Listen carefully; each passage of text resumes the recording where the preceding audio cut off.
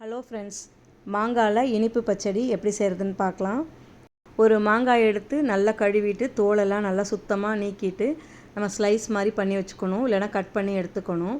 அப்போ தான் ஈஸியாக குக் ஆகும்.